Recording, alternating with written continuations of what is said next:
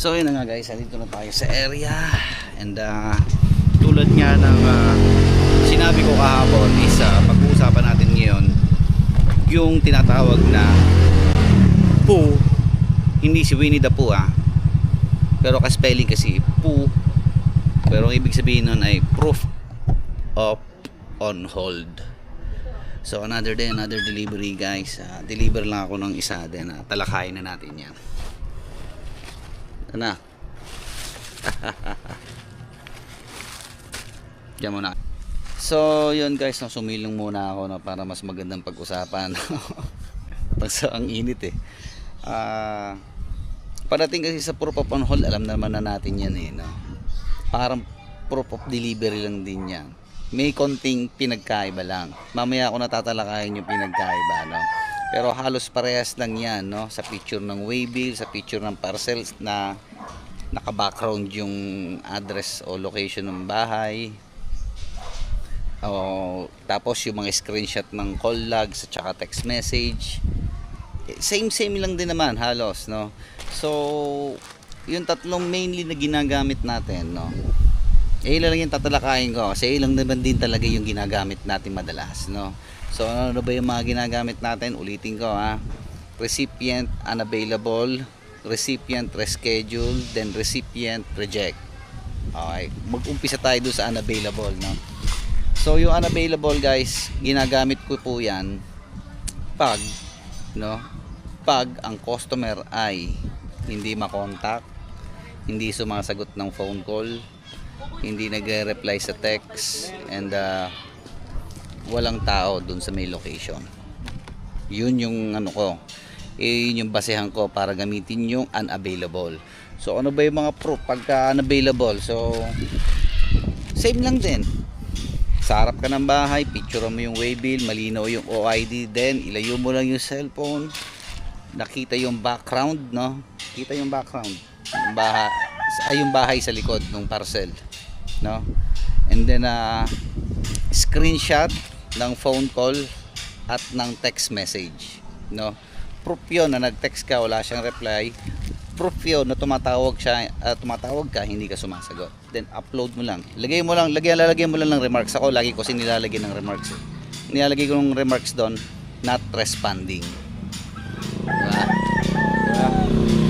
So next naman natin, no, yung recipient reschedule. Ganoon lang din halos, no? Yung reschedule naman, ito yung nakausap mo yung customer verbally, yan, nakausap mo sa phone call o kaya nag-reply sa text, no? Syempre nag-text ka, Shopee po, nandito na ako. Nag-reply, kuya bukas na lang po, wala ako sa bahay. Kausap mo tumawag ka sa cellphone sa number ni CS, di customer, sumagot, sabi sa iyo, kuya baka pwedeng bukas na lang o sa isang araw, wala ako sa bahay. Di ba? And then yung verbally, no, o yung pagdating mo sa mismong address, ma'am, Shopee, face to face sa yung sasabihin na, kuya baka pwedeng bukas na lang kasi wala pang pambayad. Diba? So lahat yan pwedeng pumasok sa reschedule. Ito lang, etong disclaimer lang lahat ng sinasabi ko yan, ito yung natutunan ko doon sa refresher course sa Mabitak kay Ma'am Richelle. Okay, shoutout Ma'am Richelle Belyasa. So yun na nga, no, ganoon lang din kung pag i-reschedule mo lang, no, pinutin mo yung on hold, tap mo yung reschedule, then proof, isang picture malapit sa waybill, then isang picture ng parcel na background yung bahay, then screenshot ng text message kung may reply siya sa'yo, no, na bukas na lang o sa isang araw na lang i-deliver, no, then screenshot din ng phone call, no, ng call logs na nakatunayan na nag-usap kayong dalawa na pinapadeliver niya bukas o sa isang araw o so on. Then ilagay nyo na lang, no, sa remarks, no, kung any text message Ligay nyo lang rescheduled via text message, no? Then pag phone call, rescheduled via phone call. Then kung verbally, picturean mo lang yung, ako gagawin ko kasi pag verbally, picturean ko na lang. Then ganoon lang din, screenshot ng text, screenshot ng phone, ng call logs, then i-upload ko, then ilalagay ko sa remarks, rescheduled verbally tomorrow. Kaya ganoon lang, kadali, di ba? Bilis lang, no?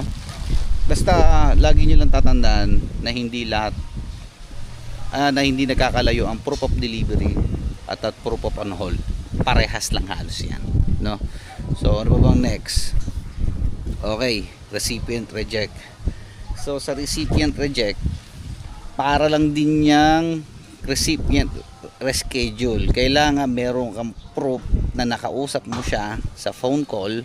Then kailangan mo din siya ng proof na nag-reply siya, no, na pinapa-cancel yung parcel. So dalawa yun, parang reschedule lang din yan.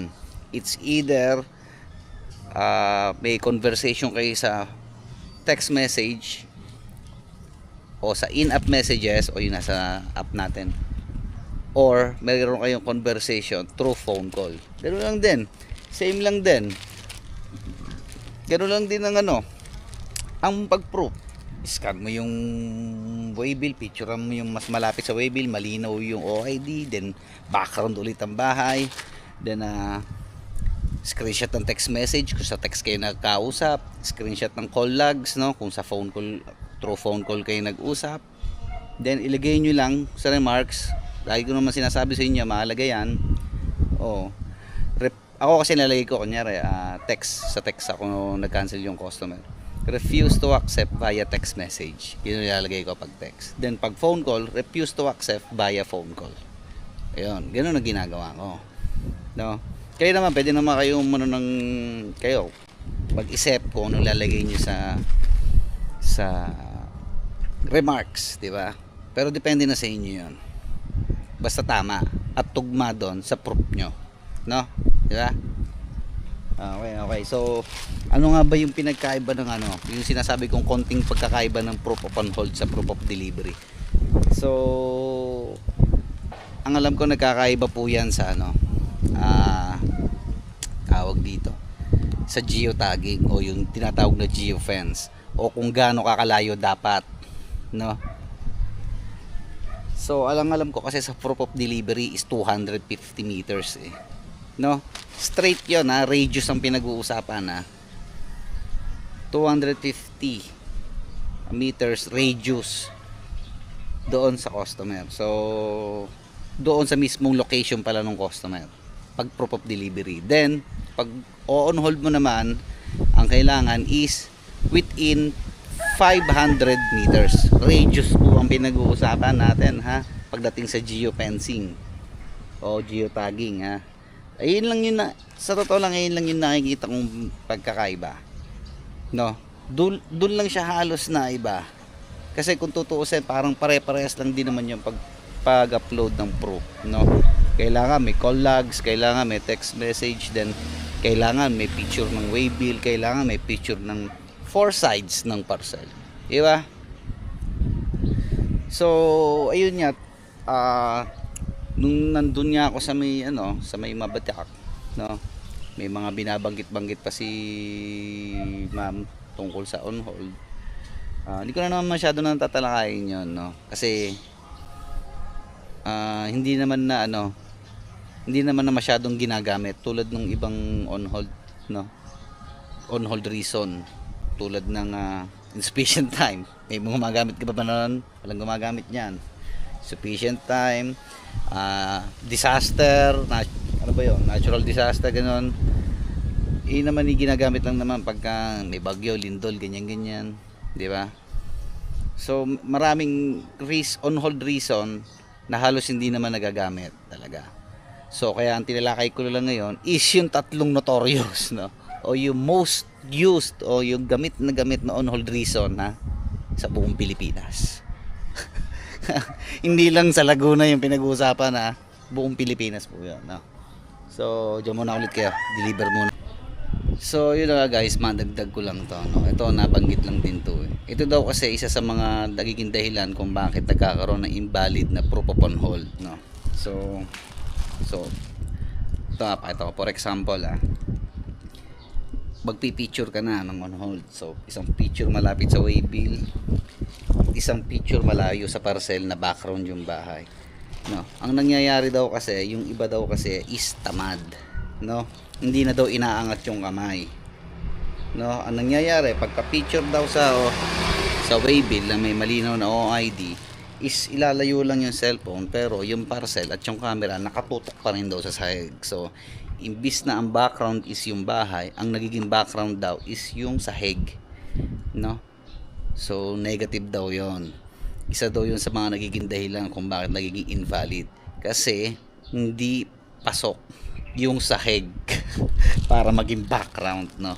Anong proof mo? Ano ba daw magiging pruweba mo doon, no? Kung sahig lang daw yung kasama o yung background ng picture, dapat daw yon is yung bahay. So wala ka naman sigurong putok o ano man, no, pigsa, iangat mo na yung parcel sa likod ng bahay, then picturean mo. Huwag mo nang gamitin yung background yung sahig, no, yung kalsada. Kasi baka diyan ka pa madali, di ba? Kahit naman ako, pagka ako validator o ba't kalsada to? Kamo, i-invalid ko yun eh. Diyan muna kayo, deliver. So all in all guys, no, madali lang naman, no? Baka iwas sa problema, no, kung alam naman natin na tama yung ginagawa natin. And then sinasabi ko nga sa inyo, if magkaroon niya ng problema, kung alam naman natin na tama yung ginawa natin o tama yung proving natin, alam nyo na, may lalaban natin yun o may paglalaban natin. Meron kasi paglaban, no, kung tayo mismo ay mali, di ba? Yari tayo doon. So ito nga, paalala lang naman to, no?